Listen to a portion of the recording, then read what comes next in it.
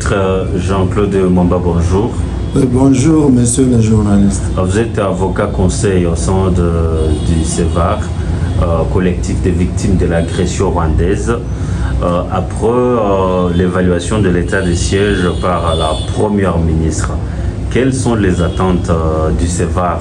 Pour nous, comme CEVAR,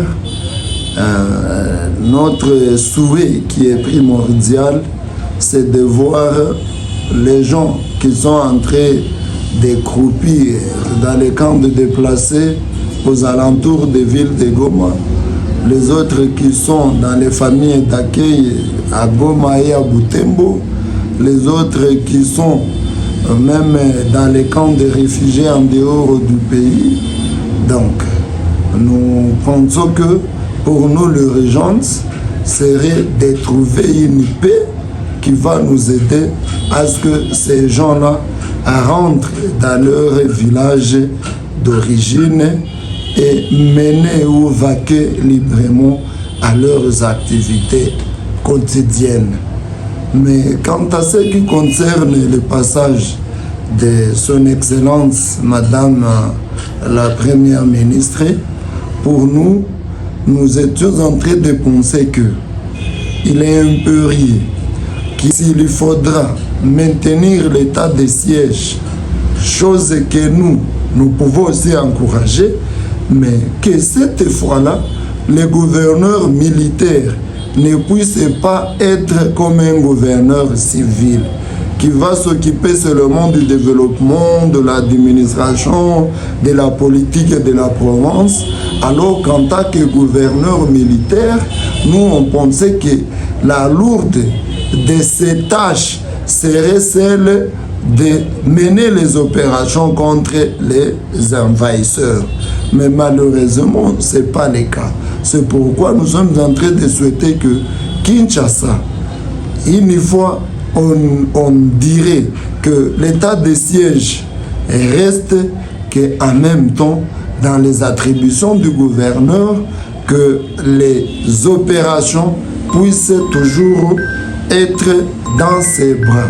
Parce que agir comme gouverneur militaire pendant qu'il ne mène pas des opérations, c'est comme toujours un gouverneur civil.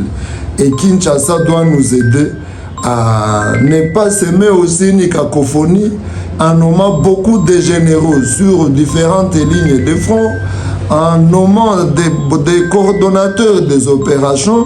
Nous, on peut souhaiter que seuls les gouverneurs militaires, comme par exemple son Excellence le général-major Peter Chirimwami, lui qui a démontré de quoi il est capable à l'endroit des terroristes, nous, notre souhait serait à ce qu'il y demeure gouverneur, mais qu'on lui donne les opérations pour que nous puissions demain ou après-demain nous retrouver à Bunagana en train de fêter, parce que nous connaissons déjà ses exploits, à moins que les gens ne puissent pas comprendre comme nous tous, mais en réalité, on peut rappeler que le jour où il avait été nommé comme gouverneur militaire, avant qu'on ne lui nomme un coordonnateur des opérations, dans moins d'une semaine, il avait libéré tout Massissi et tout le monde connaît qu'il avait même signé une note adressée à l'administrateur des territoires de Massissi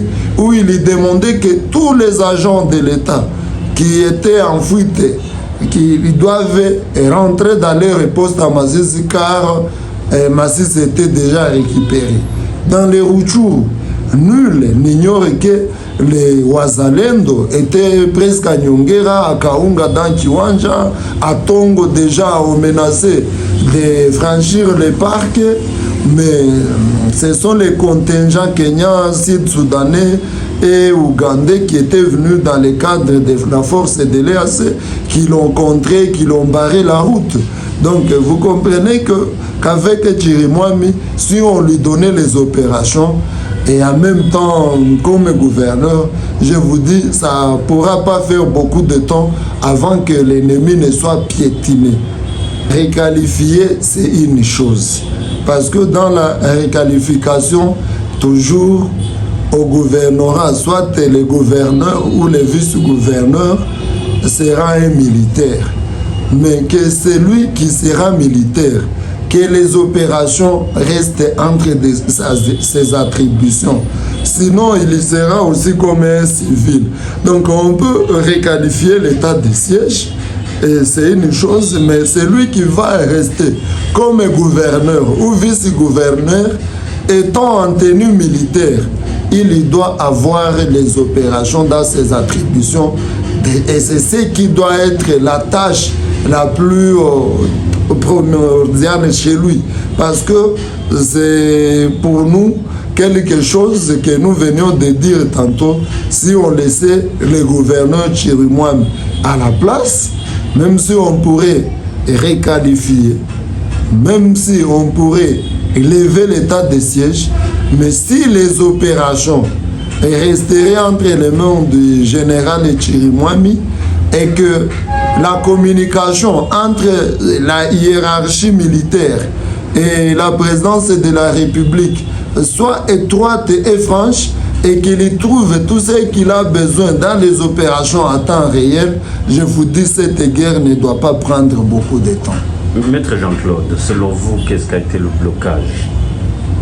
Bon, le blocage, qu'on se le dise, c'est lorsque le président, quand il a décrété l'état de siège au Kivu et à Ituri, c'est que le gouverneur, à l'époque Ndima, savait que aussi dans ses attributions, même dans l'entendement de la population, quand on parle d'un gouverneur ou des autorités militaires, vous savez que même tous les territoires, ce sont les militaires, les colonels qui sont administrateurs. Toutes les villes, ce sont les commissaires principaux et supérieurs qui sont maires des villes. Donc, vous allez comprendre que pour nous, ce qui a fait à ce que tout soit bloqué, c'est le fait qu'il y a eu un télégramme qui avait été signé par le chef d'état-major en disant que désormais, le gouverneur de la province ne s'occupera plus des opérations, mais il va s'occuper des questions politiques et administratives de la province, et que les opérations reviendraient des mains du commandant de la 3e zone de défense, qui serait basé à Kisangani, mais à l'époque, le général de Yav, qui est venu jusqu'à Rutshuru, s'installer là-bas. Alors, il y a eu cacophonie des commandements, et la suite est ce que tout le monde est en train de suivre et en train de vivre comme conséquence. Et là, maintenant, Chirimwami aussi, quand il y vient comme gouverneur, il y frappe dur, mais après un temps, on dit non, il y a un coordonnateur des opérations, lui, il y reste à l'administration et la politique de la province. Et nous connaissons toute la suite aussi, Masisi qui a été récupéré, Rutshuru qui a été récupéré en partie. Aujourd'hui, toutes les parties ont été aujourd'hui conquises par les terroristes, et ils ont avancé jusque dans les Lubero, voilà même Walikale en difficulté.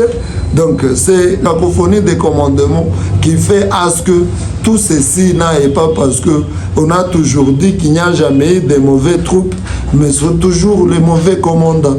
Et vous allez vous souvenir que lors du M23 première version, et lorsqu'il avait été défait, on n'avait qu'un seul général, encore des brigades.